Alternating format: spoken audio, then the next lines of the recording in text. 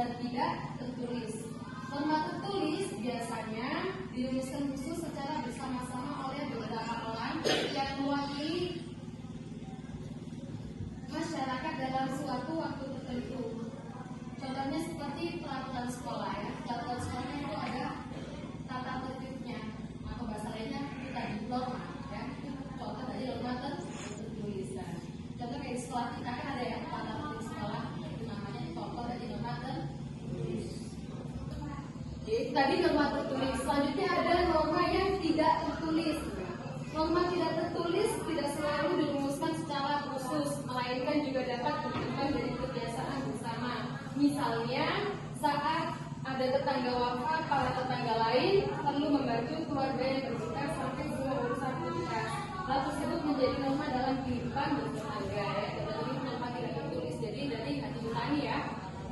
Ada contohnya barusan ada tetangga yang meninggal, kita inisiatif untuk membantu. Kan tidak tertulis ya. Jadi paham ya? Bisa membedakan antara norma tertulis dan norma tidak tertulis. Kalau tertulis jelas ya, ada tulisannya ya. Selanjutnya dua ya, bagian dua bisa dibaca ya di buku paket kalian ya. Nilai penting norma. Nilai penting norma. Ya, jadi norma dibuat dengan tujuan untuk menciptakan ketertiban dalam kehidupan bermasyarakat. Oke, pembahasan selanjutnya mengenai jenis norma. Ya, norma ini mempunyai jenis ya. Secara umum, norma dikelompokkan menjadi 4 jenis. Keempat norma tersebut dapat dijelaskan sebagai berikut ya, sesuai dengan buku paket kalian kita baca bersama ya. Yang pertama yaitu norma agama. Norma agama adalah kaidah aturan yang bersumber pada hukum agama atau kitab suci yang berasal dari Tuhan Yang Maha Esa.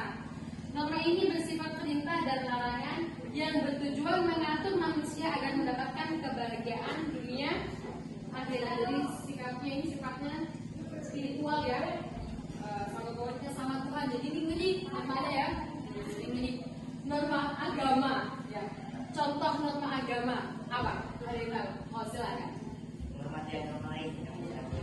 Menghormati agama lain yang sedang beribadah. Oke. Ada yang lain? Kita akan di lingkungan pesantren ya. Contoh norma agama yang perlu kita terapkan apa? Iya, sholat berjamaah. Apa lagi? Mengaji, gitu. Tepat sekali. Itu contoh dari norma agama. Selanjutnya ada norma susila. Norma ini berasal dari hati nurani manusia. Norma kesusilaan mengajar kita untuk selalu berbuat baik sesuai dengan kata hati. Setiap manusia dikaruniai hati nurani agar dapat membedakan perbuatan yang baik dan buruk. Jadi sesuai dengan hati nurani yang sangat baik apa? 3. Nah, insya Allah di sini semuanya hatinya baik ya. Ya. Hati nurani jadi ini refleks dari hati kita. Contohnya ada di satu. Ya, silakan juga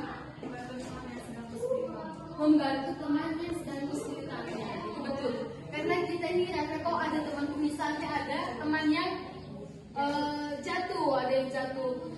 Karena kita punya hati nurani yang baik ya. Kalau kita punya hati yang baik, pasti akan membantu temannya itu. Itu namanya norma kesusilaan. Orang yang menerapkan norma kesusilaan. Tapi kalau dia punya hati nurani tapi nggak baik, pasti bersikap acuh tak ya. Selanjutnya yang nomor 3 ada namanya norma sosial. Norma sosial atau kesopanan bersumber dari tata krama dan kebiasaan masyarakat. Norma ini bersifat lokal. Norma kesopanan berawal dari hubungan yang terjadi antar manusia yang kemudian membentuk aturan-aturan yang disepakati bersama. Oke, dari materi yang Ibu sampaikan, apakah sudah paham? Oke, sekarang Ibu mau bertanya. Siapa yang masih ingat pengertian dari norma agama? Oke, Ibu silakan. Norma agama adalah kaidah peraturan yang bersumber pada hukum agama atau kitab suci yang berasal dari Tuhan Yang Maha Esa. Norma ini bersifat perintah. Oke, tepat sekali ya. Bisa paham ya teman-teman? Oke, dari materi yang saya sampaikan ada yang mau bertanya? Loh, Bibah nih ya. Kenapa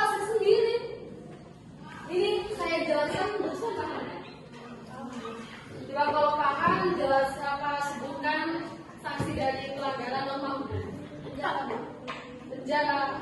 Oke, berarti paham. Oke, loh kok bisa lagi? Ya, karena semuanya sudah paham, sekarang Ibu mau kasih tugas karena Ibu mau tahu seberapa paham kalian tentang materi Roma. Jadi tugasnya kita kelompok ya. Kalian bentuk kelompok 4 orang, terus kerjakan tugasnya. Oke, kan soalnya sudah edukasi, sekarang kalian silahkan menjawab ya. Kalau ada yang bingung atau kurang jelas, bisa ditanyakan. Bagaimana kelompok 1? Lancar? Bisa? Bisa, Bu. Oke, ada yang ditanyakan nggak?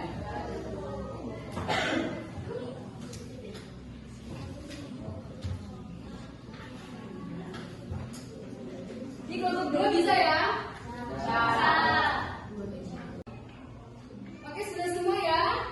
Karena sudah sekarang waktunya setiap kelompok presentasi maju ke depan.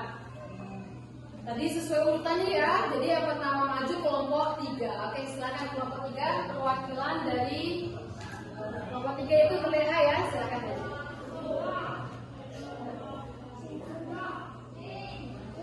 Tadi pertanyaannya, analisislah kenapa manusia perlu menerapkan norma dalam kehidupan sehari-hari. Silakan jawab. Dengan norma memberikan kerangka acuan untuk perilaku hidup sehingga masyarakat dapat berjalan secara teratur dan stabil. Karena norma sebagai kekacauan kepastian dalam kehidupan sosial. Dan orang tidak norma membantu mengatur interaksi sosial, mencegah terjadinya benturan kepentingan dan konflik. Oke, jawabannya sudah tepat. Beri tepuk tangan untuk Neha.